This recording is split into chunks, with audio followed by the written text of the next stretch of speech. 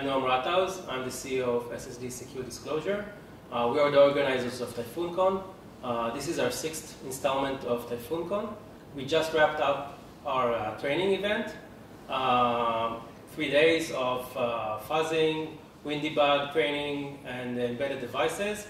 I'm sitting here with Yarden, one of our trainers, to have a short discussion on our past, future, present, and what she's looking to do. So first of all, thank you for coming, Yarden. And can you describe a bit your background, how you got to where you are today? Yeah, I got to security sort of by accident. I never thought I'd end up in information security, but I ended up starting my career at a job doing QA engineering. So I did software testing, the company that happened to be a cybersecurity company.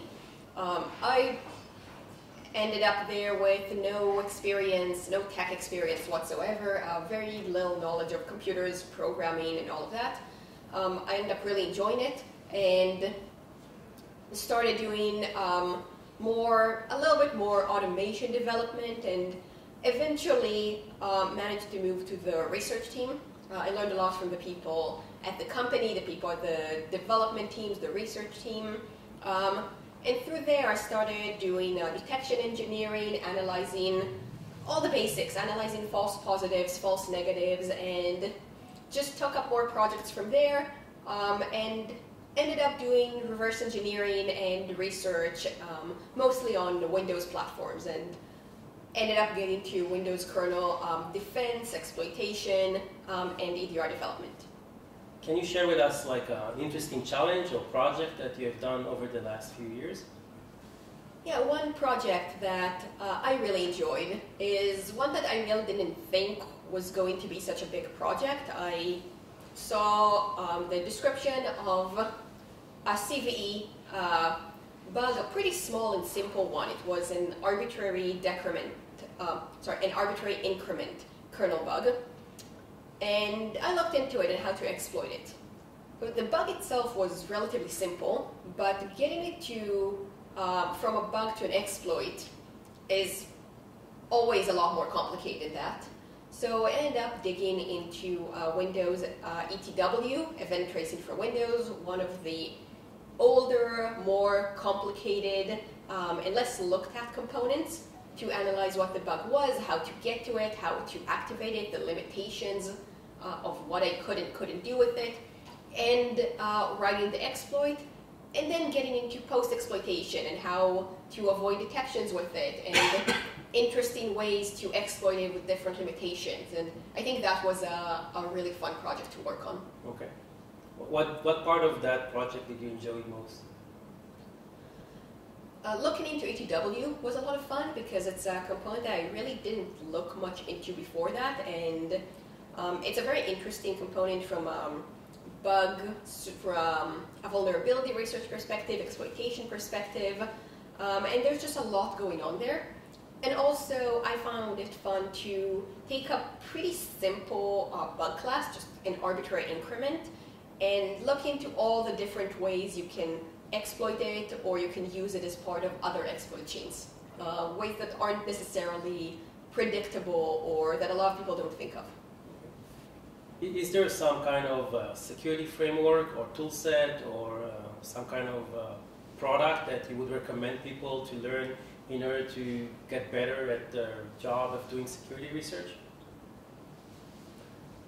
That really depends on what you're aimed for. In general, anything is a tool. Any tool you learn to use will end up being useful. I really like reverse engineering, so I use reverse engineering tools. Personally, I use IDA, but any disassembler, decompiler would work. I use that all the time. I also use a debugger for just about anything. I use WinDebug, the Windows debugger, but again, any debugger will work. And learning how to script things, even if you're not a developer, even if you don't do hardcore coding, learning how to script things for a debugger or for decompilation or for testing simple things is super useful, and it doesn't really matter what language you use. But having that tool even if you don't come from the software development background and you're doing vulnerability research or exploitation or red teaming or anything like that, is always going to come in useful. Okay. What do you enjoy most about the cybersecurity field? I really like how there's always something new, always something different. Things always change. When one exploitation method dies, there's always new ones and always things that people find to bypass it. Any fix or mitigation is just a challenge to bypass or figure out new techniques and ideas, and new things always open up, and I enjoy that part of it. How would you recommend somebody that is not in the cybersecurity field to start, like to get into the field? That's a difficult question because the field changed a lot since I joined it. I'm not sure the path I took really exists anymore for new people. What I recommend, I can only recommend what worked for me. A lot of the things I did, I posted publicly. So through conference talks and blog posts and public coding projects, I started out doing a lot of smaller talks at local conferences. To me, that helped, first of all, build confidence. It forced me to really push all my projects through, because then I had to present them, so I couldn't abandon them. And it also helped me make connections and meet people who were doing interesting things or had things that they could help me with or I could help them with. And I think that's a very useful thing to have, having people to work with or just a network of people you know to get into the industry or move inside the industry. And in any case, when you have public work, people will slowly get to know you, and that tends to help out. Finally, what do you think the market, the cybersecurity market, will look in 5 to 10 years? I think in the last 2-3 years, people have started to look into areas that they haven't really looked at before. So areas like firmware security and edge devices and things that never really had very good security and still don't in a lot of ways.